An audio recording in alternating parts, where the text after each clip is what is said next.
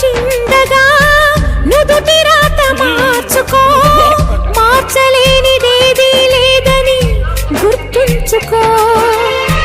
పిడికిలి బిగించగా చేతి గీత మార్చుకో, మారిపోని కథలే లేవని గమనించుకో.